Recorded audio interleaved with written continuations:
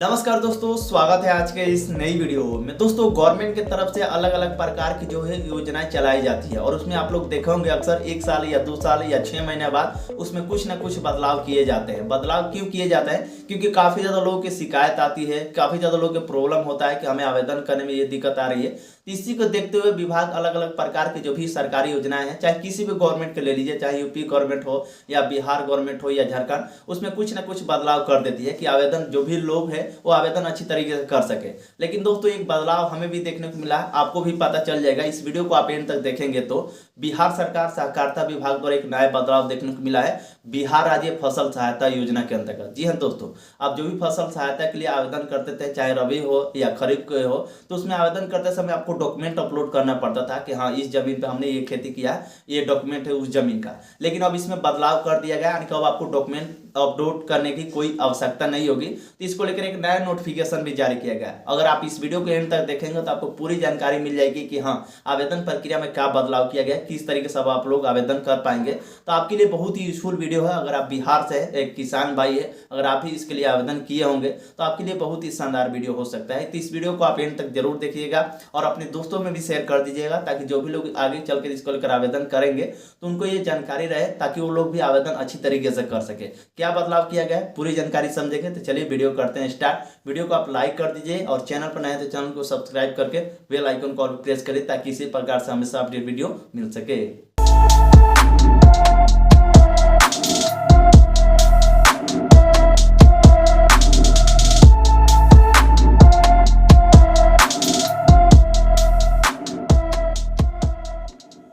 तो फाइनली दोस्तों, क्या नई अपडेट निकल कर आ रही है बिहार सरकार सहकारिता विभाग द्वारा, पूरी जानकारी बताएंगे। तो चलिए वीडियो देरी किए बिना करते हैं स्टार्ट, ताकि आपके पास भी समय कम ही रहता है और अपडेट आपको जानना बेहद जरूरी रहता है। क्योंकि आप में से काफी ज्यादा लोग कमेंट करते हैं कि भाई आप इंट्रो ज्यादा लंबा कर देते हैं। तो भाई आज से अब ज्यादा लंबा इंट्रो नहीं होगा, क्योंकि जो भी बातें होगी वो अपडेट के ऊपर होगी कि क्या अपडेट निकल कर आ रही है। क्योंकि अब वीडियो बनाने में काफी ज्यादा बदलाव भी हम कर रहे हैं, क्योंकि आप में से काफी ज्यादा लोग सजेशन भी करते हैं, हमें अच्छा भी लगता है। तो अब क्या अपडेट निकल कर आ रही है, अब सीधे मुद्दे की बात करेंगे। तो यहाँ पे देख सकते हैं आपके डिस्प्ले पे एक नोटिफिकेशन दिखलाई दे रहा है, जो कि आज ही के डेट में नोटिफिकेशन पब्लिश किया गया है सहकारिता विभाग द्वारा।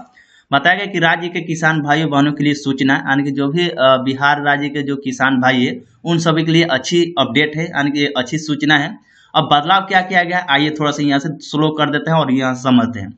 बताया गया कि बिहार राज्य फसल सहायता योजना के अंतर्गत, यानी कि बिहार राज्य फसल सहायता योजना के अंतर्गत जो भी रबी फसल है, यानी कि सेशन 24-25 में मौसम में किसानों को आवेदन करने में हो रही कठिनाइयों को देखते हुए आवेदन प्रक्रिया को सरलीकरण, यानी कि और भी आसान निम्न प्रकार से किया गया। यानी कि अब आप आवेदन और भी आसान तरीके से कर सकते हैं, क्योंकि काफ़ी ज़्यादा लोगों को दिक्कत हो रही थी डॉक्यूमेंट अपलोड करने में। कभी कभी सर्वर ही काम नहीं कर रहा था, क्योंकि विभाग भी चाहता है कि जो भी किसान भाई है जिनका भी फसल नुकसान होता है वो लोग आवेदन करें और जो भी गवर्नमेंट की तरफ से जो प्रावधान बनाया गया है पैसे देने की, उसका लाभ उठा पाए। लेकिन काफ़ी ज़्यादा लोगों को ये भी दिक्कत हो रहा था कि जब वो डॉक्यूमेंट अपलोड करते थे तो डॉक्यूमेंट अपलोड ही नहीं हो रहा था। तो विभाग भी देखता था कि भाई इतने किसान भाई है, इतने जगह पे फसल नुकसान है, तो आवेदन आ क्यों नहीं रहा। तो अब इसी को देखते हुए और भी सरल तरीके से कर दिया गया है आवेदन, यानी कि सरलीकरण कर दिया गया है। अब आइए क्या सरलीकरण किया गया है, तो 2 कलम इनके द्वारा बताए गए। यहाँ पे देख सकते हैं 2 कलम बताया गया। पहला जो कलम है, बताया गया कि आवेदन के समय भूमि संबंधित कोई दस्तावेज अपलोड नहीं करना है। यानी कि जो आप लोग देखते होंगे अक्सर जब भी आप आवेदन करते थे सहायता अनुदान के लिए, तो उसमें आपको जो भी जमीन में आप खेती किए होंगे उस जमीन का जो भी है दस्तावेज अपलोड करना था। अब आपको इसमें बदलाव कर दिया गया, यानी कि अब आपको दस्तावेज अपलोड नहीं करना है और मात्र जो भी होगा बुआई की गई फसल, यानी कि जो भी आप फसल जो खेती किए हैं उसकी जानकारी देनी होगी और कितने क्षेत्र में आप किए हैं बुआई के क्षेत्र में, यानी कि कितने एरिया में आपने वो फसल को बुआई की है, और संबंधित भूमि का जो भी है किस भूमि पे, यानी कि आपका जो भी भूमि है उसका जो भी है जानकारी, जैसे खाता संख्या, खेसरा संख्या, थाना संख्या तथा बुआई के कुल रकबा की जानकारी देनी होगी। और इस सभी चीज़ों का जो भी डॉक्यूमेंट जो पहले देना होता था, अब आपको डॉक्यूमेंट यानी कि अपलोड करने की कोई आवश्यकता नहीं है। किंतु बाद में जो भी है चयनित ग्राम पंचायतों के आवेदक किसानों को आवश्यक दस्तावेज अपलोड करने की आवश्यकता होगी। अब ऐसा नहीं कि आप दस्तावेज अपलोड ही नहीं करेंगे, लेकिन आपको इसमें बदलाव जो किया गया है, आवेदन करते समय ये आपको डॉक्यूमेंट अपलोड नहीं करना है। और मान लीजिए कि आपके एरिया में बाढ़ आ गया या किसी कारण फसल नुकसान हो गया है, उस एरिया को चयनित किया गया है, तो वही जानकारी दिया गया कि किंतु बाद में चयनित ग्राम पंचायतों की, यानी कि जो भी चयन जो लिस्ट जारी होता है कि इस जिले में, इस ब्लॉक के अंतर्गत, इस पंचायतों में जो भी राशि है यानी कि दी जाएगी, क्योंकि वहां पे फसल नुकसान हुआ है।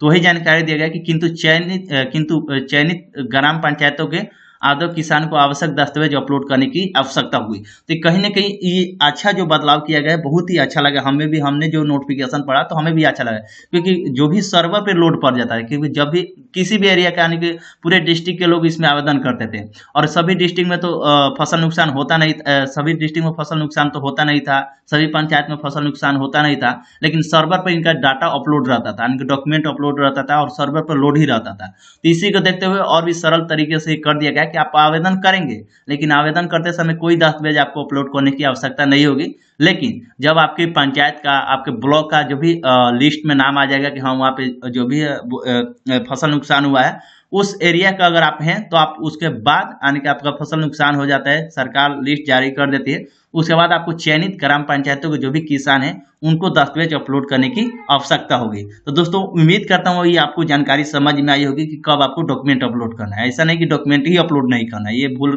आप मत करिएगा। आपका चयनित लिस्ट में नाम आ जाएगा आपके पंचायत का, तो वहां का अगर आप होंगे तो आपको दस्तावेज अपलोड करना होगा, ठीक है। अब दूसरा जानकारी क्या दिया गया है, आवेदन के समय किसानों को आवेदित भूमि का जियो कोऑर्डिनेटर देने की आवश्यकता नहीं होगी। जो भी जियो कोऑर्डिनेट्स जो देने की आवश्यकता पहले होती थी, अब वो आवश्यकता नहीं होगी। तो ये कहीं ना कहीं आपके लिए लाभ मिल जाता है। अब अच्छा से सर्वर भी काम करेगा और इसमें जो ज़्यादा परेशानी भी नहीं होगी। जहाँ के फसल नुकसान होगा वहीं के किसान भाई अपना लाभ उठा पाएंगे। और भी क्या विशेषता बताया गया यहाँ पे समझेंगे। इस सहकारी पोर्टल पे, यानी कि अथवा इस सहकारी मोबाइल प्ले स्टोर के माध्यम से किया जा सकता है। जो भी आवेदन आप दो तरीके से कर सकते हैं, मोबाइल एप्लीकेशन के माध्यम से, नहीं तो इसके पोर्टल के माध्यम से, ठीक है। और ये निःशुल्क रहता है, यानी कि किसी प्रकार से इसमें पैसा नहीं देना होता है। अधिकतम 2 हेक्टेयर के लिए आप इसमें आवेदन कर सकते हैं। जो भी किसान भाई है अधिकतम 2 हेक्टेयर के लिए अपने आवेदन कर सकते हैं, ठीक है। चाहे रहता किसान हो या गैर रहता हो, चाहे आंशिक रूप से रहता है या गैर रहता, दोनों श्रेणी के किसान इसमें आवेदन कर सकते हैं। अगर आपका फसल उत्पाद में 20% तक की क्षति होती है तो 7500 रुपया आपको दिया जाएगा प्रति हेक्टेयर के हिसाब से। अगर 20% से ज़्यादा अगर आपकी फसल क्षति होती है तो 10,000 रुपया दिया जाएगा प्रति हेक्टेयर के हिसाब से, जो कि सहायता राशि आपको दिया जाएगा। डीबीटी के माध्यम से आपके बैंक अकाउंट में डायरेक्ट पैसा भेजी जाती है। तो दोस्तों आपको हमारा वीडियो कैसा लग रहा है, वीडियो कमेंट सेक्शन में जरूर कमेंट करके बताइएगा। किस तरीके से और भी बदलाव करें अपनी वीडियो में, ये भी कमेंट करिएगा, ताकि आप लोग को देखना है, हमें अपडेट देना है। तो अब किस तरीके से हम दें ताकि आपको अपडेट भी समझ में आ जाए और आपके पास टाइम भी नहीं रहता है, तो टाइम का भी बचत हो जाए। तो ये वीडियो आपको कैसा लगा कमेंट करके जरूर बताइएगा। चलिए मिलते हैं किसी नेक्स्ट वीडियो में, तब तक के लिए धन्यवाद। दोस्तों अभी तक आप हमारे चैनल को सब्सक्राइब नहीं किए तो सब्सक्राइब कर लीजिए, ताकि इसी प्रकार से हम अपडेट वीडियो बनाकर देते रहेंगे।